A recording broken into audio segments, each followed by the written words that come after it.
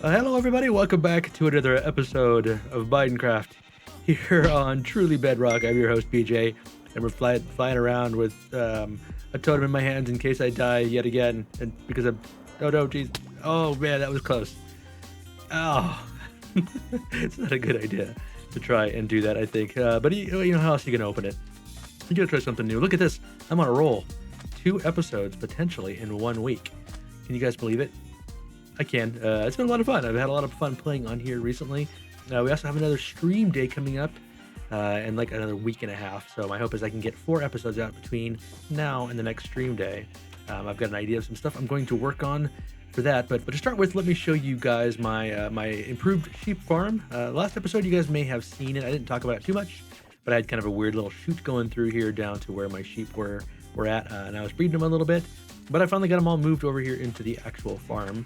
And what I don't know is I don't know how many sheep I've actually got in here. So I got myself a full stack of wheat to feed myself first, and then we're going to feed the sheep and see how many I've actually got in here. So let's get the water jumping here so we can feed them and see how many I can get. Oh no, they're not ready for feeding yet, apparently. Oh, but no, because I'm trying to feed them fish. You gotta be smarter than the game sometimes. Okay, here we go. Let's try with wheat this time because, unsurprisingly, sheep don't eat fish. And let's see how many we can get here. Down to 40. So that means if I can get it down to, what is it, 16, that would be 48. If I can get down to 16 wheat, that means I'll have 48 sheep, at least, which would be nice to have. That was kind of one of my goals, was to get somewhere between 48 and 64 in here. We're down to 19. That's pretty close. There's 17, 16, 15. Well, I may have actually just grown one. Yeah. So that's pretty close. We got 48, 49 sheep in here. That should be pretty good. Let's go down and... Oh, wait, no, I don't want to do that yet. Ooh, I may have already killed some. I don't know. Yep. I had some that were growing up in there already. Quite a few, actually. But you can just kind of see them going through here. But this is a little holding pen. In fact, let's go ahead and start the lava blade again. I can show you how this thing works.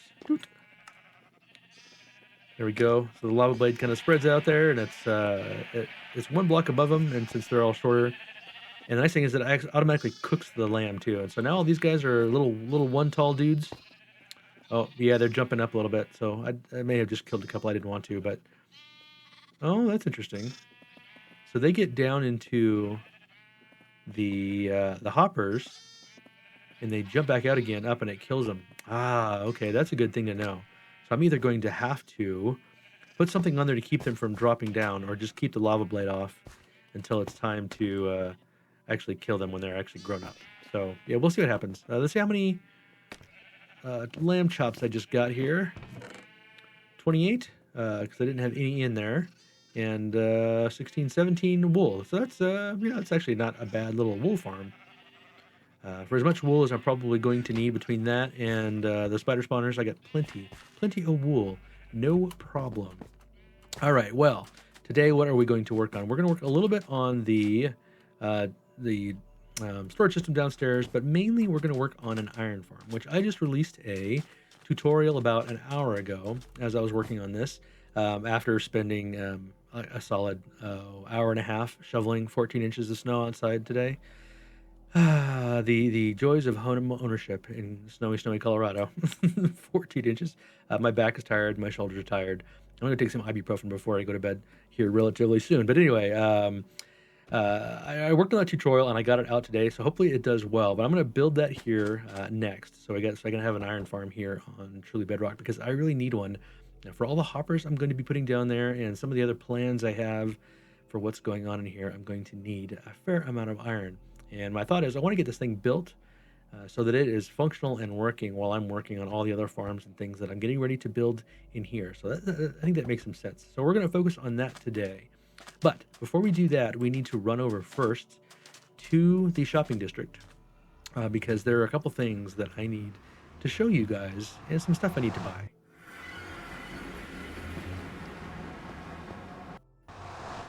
All right, here we are in the shopping district. I have a few things to buy and a few things to do, and I thought I'd bring you guys along with me. This is one of those things. I got 2 things. So there's a Secret Santa here. We'll sign that for that together. I think that'll be fun. And then over here, right there, that's what that is. It's the secret Prankus sack that Deloy has set up. So we're gonna sign up for that. All right, let's start up here. So this is Foxy's Secret Santa, of course, with Santa being stuck in the chimney. That's if you didn't get that, it took me a little while too. Those are the feet going up, stuck in the chimney. All right, Foxy's Secret Santa. So let's look on here. Press the button to get the name of the person who you must give a gift to for Christmas. Simple as that. Names of all the TB members are already in the dispenser. If you get yourself, please place the item in the chest below and press again. There's only one rule, no cheating the system. You must go with the first name. The system offers no swapsies. Okay, so that means I'm gonna do that. But if I click on this and you see it, then you'll know who my Secret Santa is. And assuming that person hopefully watches my videos occasionally, they might see that I got them. So I think I'm gonna do this, but I think I'm gonna have to blur it out or cut. I'm not sure which, but here we go. All right, I went ahead and cut it out because there was this particular color to it. I don't know if they have different colors, but if that person saw the color, even if you can't see their name, they would know who they were. But let's just say that I have my work cut out for me on this one. I'm committed. I got to do it now. I'm committed. So the other one was going to do Prankmas. So let's go up here and see. There we go. Sign up for Secret Prankus. I keep calling Prankmas, but it's Prankus. And there's a zombie in the air somewhere. All right. So this was Loy's thought here. Prank whoever's name you got. Welcome child to the Prankus sack. Thank you. Push the button and get a random name. Put your name. Did I just? No, I did. Okay, there's something else. Push the button, get a name. Put your name on a paper and put it into the dropper. Okay, so I can put my name on a piece of paper here. And then prank whichever name you got. So if I put that on here, then this is a BJ Dubs. Depu. Put that in there. Okay, and put it into the dropper. There's no dropper. There's a chest. Oh, I guess that's a dropper there, isn't it? Okay. So let's put it in here. And prank whichever name you got. All right, boop. Okay, that doesn't work quite that way. So I'm gonna put this over here to the side. I'll put that in next, but I might have to block this out again because you just saw the thing. All right, I've got the name. I've got my Prankus name and I've got my Secret Santa name. So now I've got, like I said, I've got my work cut out for both of them actually. But I actually have a good idea for the prank. I think. Oh, is that an egg? I don't like eggs. I think I have a pretty good idea for the prank. I have no idea what I'm going to do for the gift because this person is going to be really hard to buy for. We'll have to see. Anyway, let's get back to the iron farm. You'll notice a little bit of oddness here with the colors that are going on. That's because I turned on, see if I can stop right here, the texture pack. Texture pack, I guess, is more of a shader pack that will show us individual chunks. I've seen this a couple times probably in Foxy's videos and Prowl, I know. Had it just recently in one of his, but this is actually really handy in helping you determine the chunks because that's an important part of what I'm doing here. On the iron farm. So I've already got a fair amount of work done here, and we'll do a little bit more of it together as well. But I wanted to start off talking about some of the technical aspects of the setup for the iron farms. And so I built a couple towers over here. We'll go talk about those in just a minute. But here I wanted to show you where this is and quickly point out that one of the things I'm trying to do is chunk align this. Even though it's larger than an individual chunk, what I did is I set up at least one of the corners on a chunk line. And I'll explain why in just a second here, but I think it was important to try and do that as much as I could. So as a result, from what we saw a little bit earlier in this video, this actually moved just a little bit this direction, a couple of blocks. So I think the center was more like right in this location, and I had to move it over so that I can get it all aligned with the chunk. And actually aligned it the wrong way to start with. I built part of it and had to tear it down and move it again, but that's Minecraft for you. But let's see if I can get up here. Oh, this is going to be really hard to land on, isn't it? There's no way I'm going to be able to land on this. Oh, can you believe that? Too wide. 50 blocks in the air and I still made it. Oh, it's starting to get dark too. So let's see if I can talk about this really quick. So right here I'm on a chunk boundary, and this is what you call it, a AFK platform. And we're working on building actually a quad farm. I was just going to do one, but I decided what the heck, I'm going to go ahead and do 4. And I've done some testing in my creative world just to make sure this is going to work. We might jump in there really quick if I've got a minute just to show that to you, but for right now, this is based on that work. And I want to do a quick shout out to not only Foxy's work on determining how villagers work with iron farms, villagers in particular, and then there's another YouTuber by the name of Old Guy, and I'll link to both of their videos that describe some of this information down below in the description.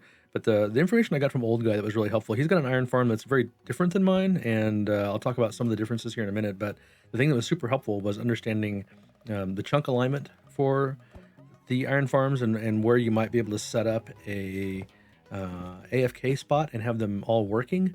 And so I got that information from him, but just going to give you a quick idea. So again, we're on a chunk boundary, and we go 1, 2, 3, 4, and that iron farm right there is aligned on the inside of this chunk, that fourth one, and then also a little bit to the left or to the north in this particular case. Oh wait, that's east actually.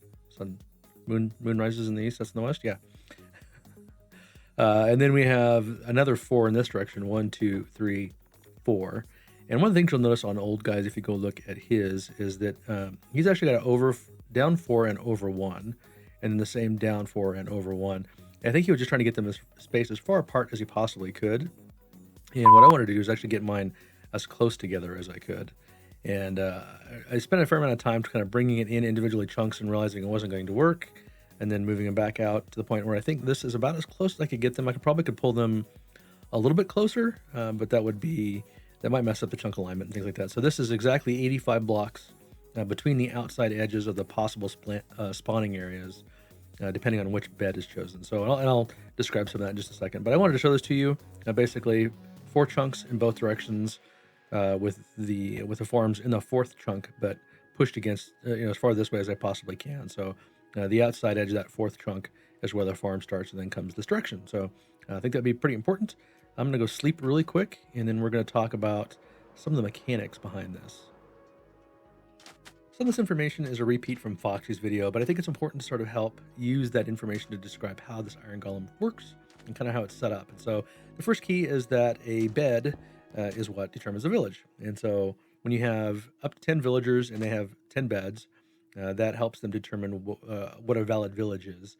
And when that village is set up, it picks one of the pillow blocks to determine where the center of that village is. So as you can see here, I'm at 68 if I'm standing on top of this block. If I'm standing on top of this bed, I'm at 67, which is effectively the top of the block below it. And so that is where those valid villages are set up. And once that's set up, that helps determine where the iron golems are going to spawn. We'll talk a little bit about why that's important for this particular farm here in just a second, but I thought I'd show you this as well. Through a fair amount of testing, determined that, well, it's not just the testing. I think it's been pretty well documented that a 6 block tall by 16 by 16 area is the iron golem spawning area around the village center. Now, what's important is that, like we said, it's that pillow block that determines the village center on a particular bed.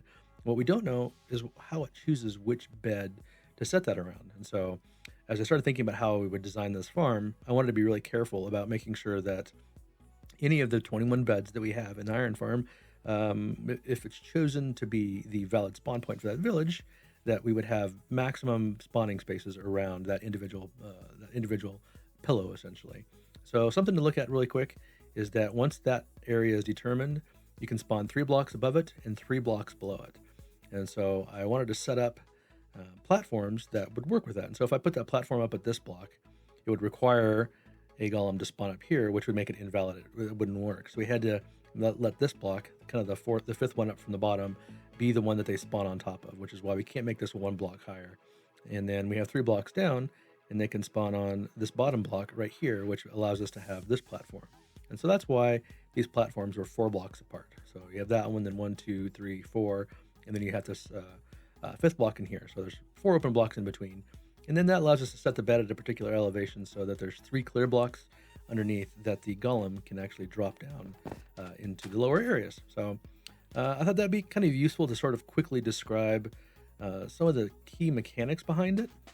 And the other thing to think about as I started developing that idea was, see if I've got Yeah, I've got cotton, calling it cotton wool in here. And so if we, I'll pretend like these wool blocks are the pillows of the beds. I don't have that. So you see certain iron farms, they'll come through and they'll have like 10 or 11 beds in a row facing kind of a central area. Then you'll have a few blocks wide, and then maybe you'll have wide enough for the gap for the golems to fall down. Then you'll have another row of beds with the pillows facing the same direction.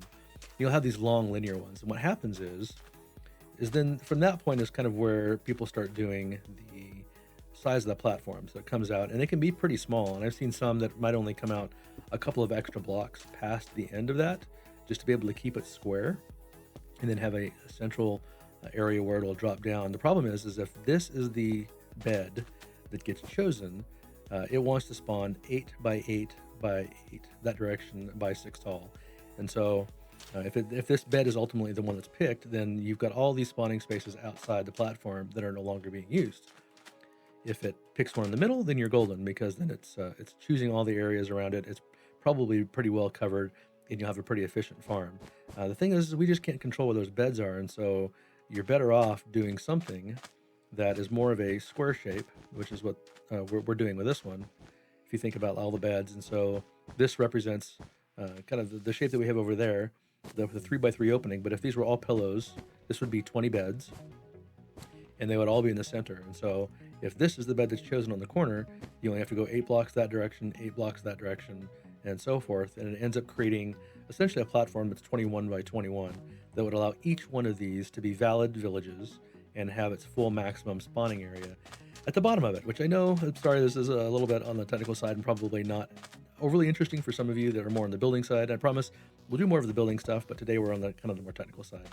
But that's why this is set up the way that it is. And so that block up there, actually, we'll go ahead and go up there really quick, because they've even got an example block right here. So here again is the pillow of one of the beds, because we'd have a platform down here, if you go look at that video, and then we place the bed on top of that, and then we break these guys out, and then that bed is left hanging there. And that's how it surrounds this 3x3 opening. And we end up with 21 beds, or 20 beds around it, and then we add another bed in the center of it. And it makes it the valid villages end up being centralized in the middle of it, and it allows it to be a lot more efficient in how it works. So yeah, hopefully that's okay.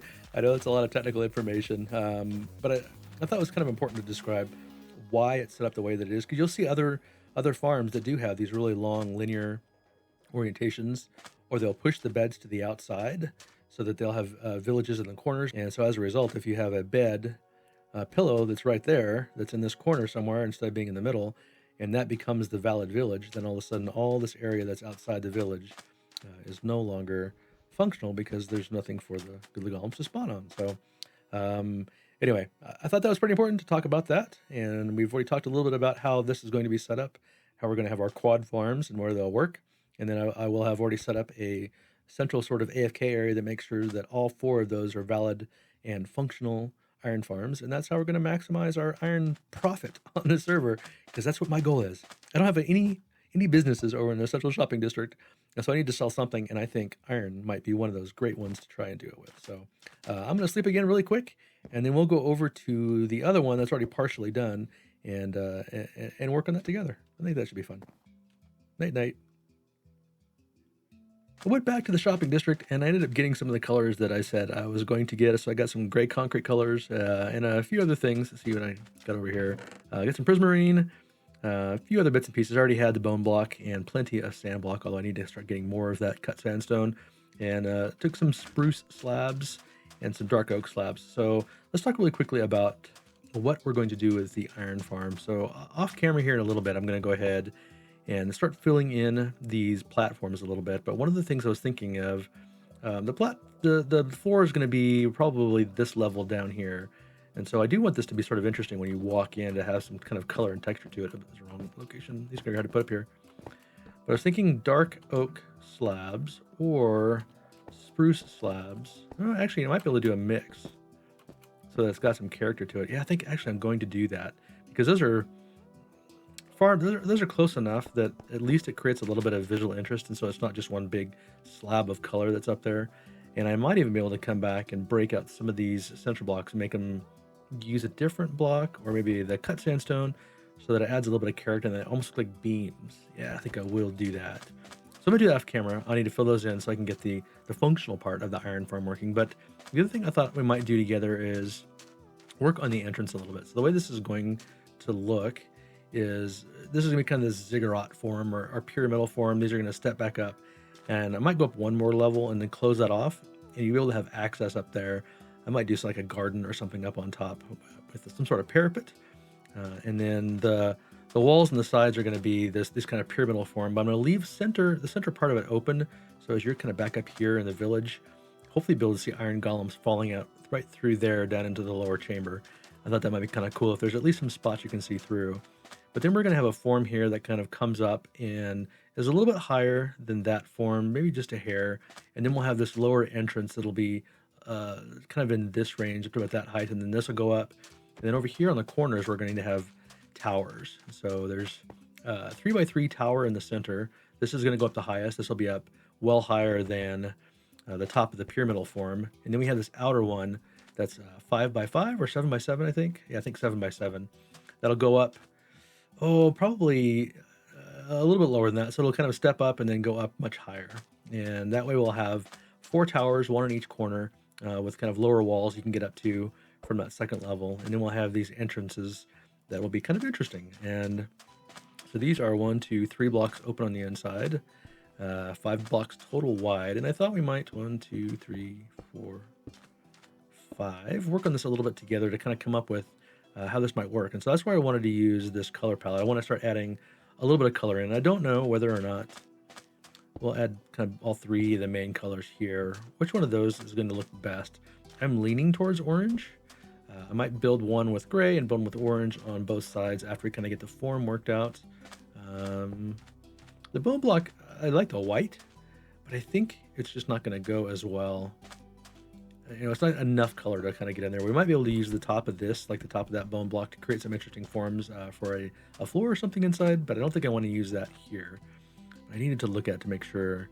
I definitely don't want to use sandstone. I think those are the 3 main ones. I think those are the only colors I really want to look at. So I thought we would also look at changing the form a little bit. So let's get this up about as high as I think we're going to go here. 2, 3, 4, 5 more, 6, 7. So let's go up 7 blocks. Let's do this first. Actually, I'm going to go up just a few blocks, because the thing that we need to work on also is what the top of this is going to look like. And so I need a little bit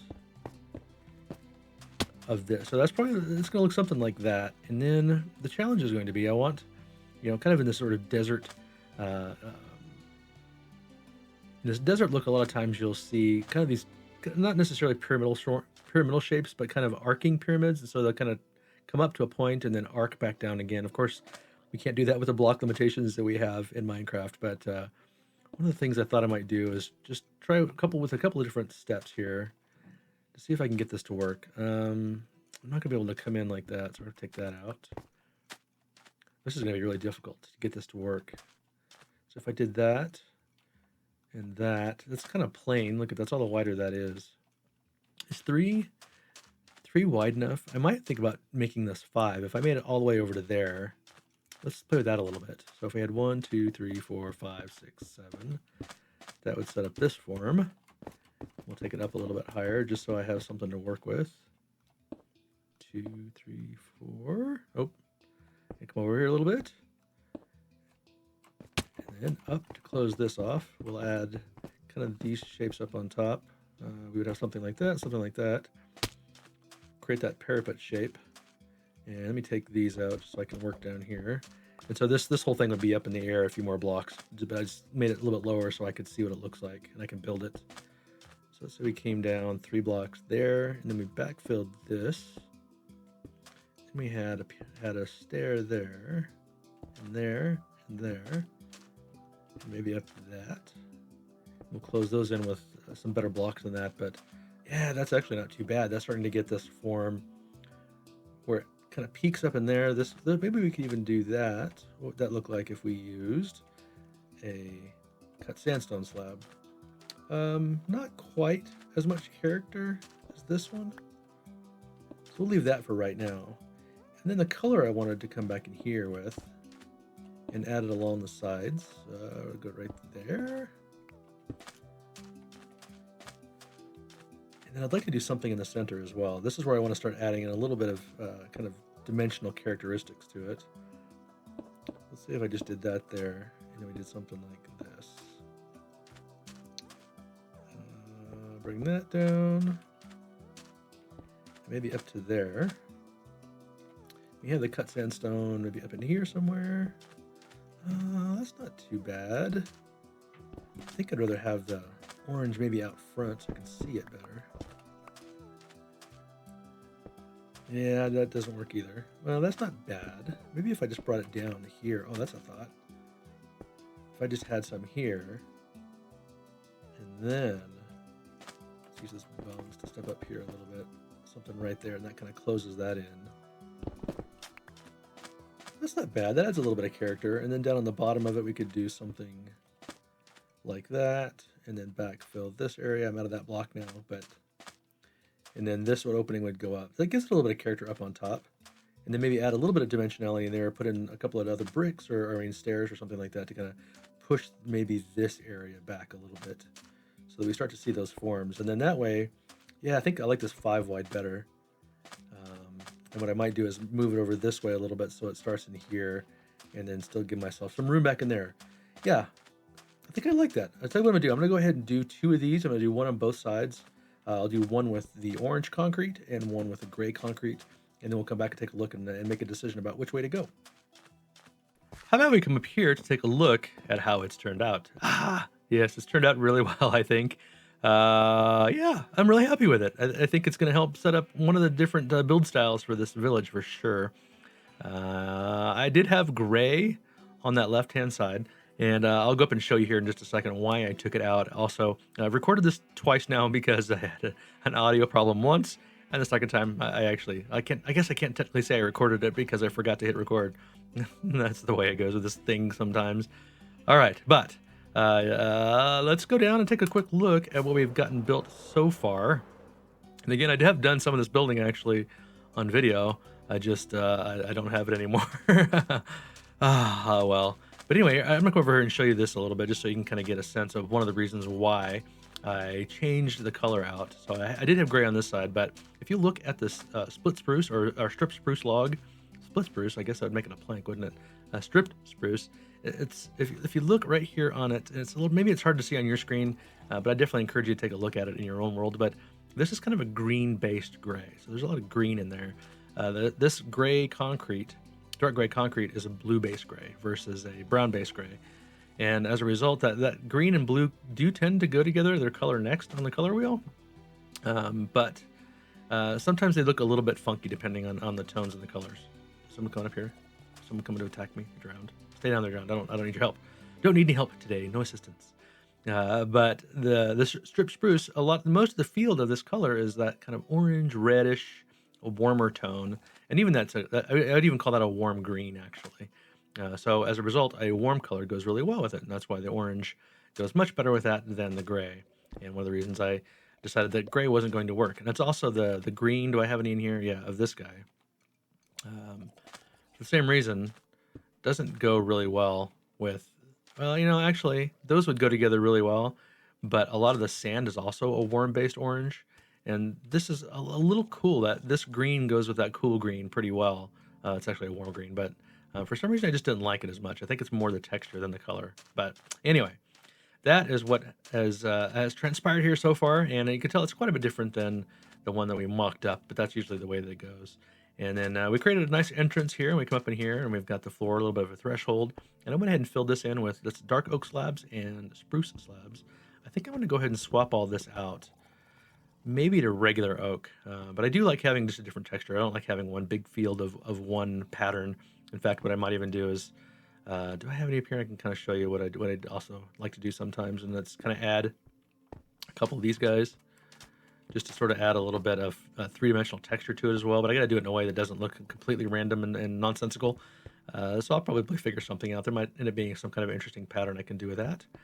And then that way the iron farm will be working and functional by the next episode. So that's one of the reasons that this video is actually a little bit late. I didn't plan on having it come out on Thursday instead of Friday, but I ended up spending 2 solid days playing with different versions of the iron farm. Like, I really like this iron farm, and I think it's going to be super useful, and I think it's actually quite easy to build once you build it once or twice.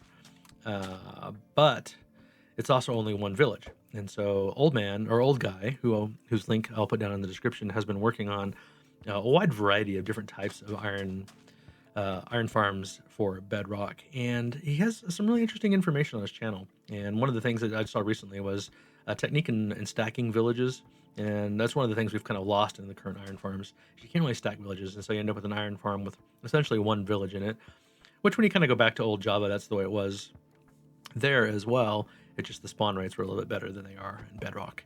And my hope is they'll fix that so that it makes it a little bit more viable, because stacking villages, while it's possible, it's also really complicated and it's inconsistent. And one of the reasons why I haven't put another video out on that yet, even though I spent probably, like I said, 2 solid days working on it, and put this video out late. But there's a lot of interesting information, and my hope is that something's going to come out of it. And I do definitely need to thank old guy for some of his insight, and so that'll help. But I think for this video, we're essentially done. I wanted to build this up with you guys, but I ended up doing it and having some video issues, so maybe I'll just go ahead and stop it a little bit short. And the next episode, we'll work on this a little bit more together to build it up and to finish it off. And then we are also going to be building a villager breeder so that we can get all the villagers that we need for this thing. And I'm also going to work on, if I can get over here without falling down that hole, the lamb shop next time. So this will help us get, we'll have 1, 2, 3 different distinct styles that we'll be able to use kind of throughout the village as we continue to fill it out. And I think that is going to work really, really well. So I think that's about it for this video. I really want to thank the new subscribers that have been stopping by. I really appreciate it. It's nice to have some new people to make videos for. And let me know down in the comments how things are going. What else would you like to see? Things you'd like to build. If you like the technical side of it, we had this kind of debate on Truly Bedrock the other day. Some of the members, people tend to really like the building style, and their technical videos don't do very well. And other ones, their technical videos do really well, but collabs don't do well. And so I'm always looking for ways to sort of diversify and do more interesting things. I've been thinking about trying to introduce story and lore a little bit more, particularly into this area. I've been thinking about that quite a bit, and so that probably will be coming through. I do enjoy that side of it as well. But anyway, thank you all very much for stopping by. If you're so inclined and you haven't subscribed yet, please do. And if you are a subscriber, hit that thumbs up button. I would very much appreciate it. It does help the video out. And we will see you guys in the next episode. Bye-bye.